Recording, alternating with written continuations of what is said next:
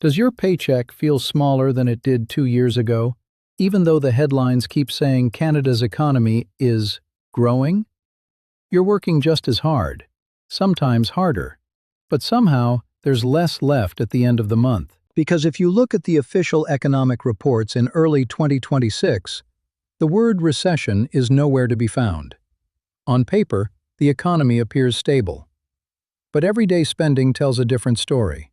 For many households, routine costs now require more thought, more trade-offs, and more caution than they did just a few years ago. Technically, the official numbers say Canada is still growing at around 1.2%. And yet, if you've lived here for more than a decade, you already know something doesn't add up. In some cities, rents have stopped rising, and in a few cases, they've even edged down. But for most households, housing still consumes a larger share of income than it used to. At the same time, the job market feels frozen, and groceries still cost more, even when inflation is said to be under control. So today, we're asking a very simple question. Is Canada actually in a recession, or are we living through something quieter, slower, and arguably more dangerous? Because what's happening in 2026 isn't a crash. It's a silent recession, one that doesn't show up clearly in headlines, but shows up very clearly at your kitchen table. Here's the part most politicians don't like to talk about. Yes, total GDP is still growing. But GDP per capita, which measures how much economic output exists per person, has been shrinking for nearly 3 years. In simple terms, Canada's economic pie got a little bigger, but the number of people sharing it grew much faster. So everyone's slice got thinner.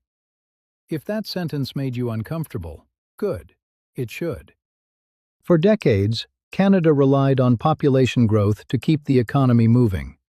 More people meant more demand, more spending, and more housing pressure. But in 2026, that model hit a wall. Immigration targets were sharply adjusted. Population growth slowed to near zero. And for the first time in nearly 70 years, Canada has to grow through productivity, not people. And so far, we're failing. This is the part that headlines often flatten. Yes, there have been real layoffs. We've seen them in manufacturing, in tech, and in large employers across Ontario and beyond.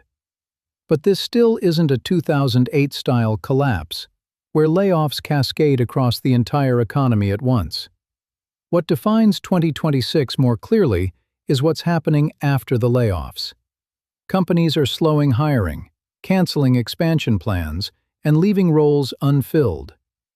The result is a job market that feels crowded, rigid, and difficult to move through. A hiring-constrained economy. Official unemployment is hovering near 7%. But the more important number is this: job vacancies have collapsed. Companies aren't firing aggressively. They're just not hiring. If you're job hunting in 2026, you're not competing against laid-off workers. You're competing against everyone. A single entry-level role now attracts hundreds, sometimes thousands, of applicants. Pause for a second. If you've applied to more than 20 jobs this year, type "applied" in the comments. If you're employed but completely stuck, type "stuck." Interest rates are officially on hold at 2.25%. Compared to the pain of 2024, that sounds like good news. But for many Canadians, it changed almost nothing. Why?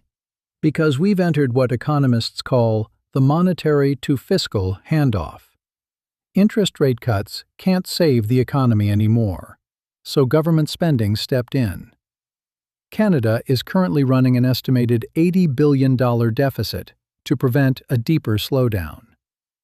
That spending keeps inflation sticky, which prevents rates from falling much further. Cheap money isn't coming back. Not because rates are high, but because inflation refuses to die quietly. Higher for longer is the new normal. This is the part that might upset some people, but the data is the data. Not every sector is hurting. Manufacturing, especially essentials like paper, food processing, and materials, is holding up surprisingly well. Government infrastructure spending and a growing Buy Canadian movement are keeping these industries resilient. But tech and financial services? The bubble has burst. So, are we in a recession? Technically, no. Realistically, we're in an economic recalibration, and pretending otherwise is the real danger. To survive 2026, prioritize liquidity. A 6-month emergency fund is no longer optional.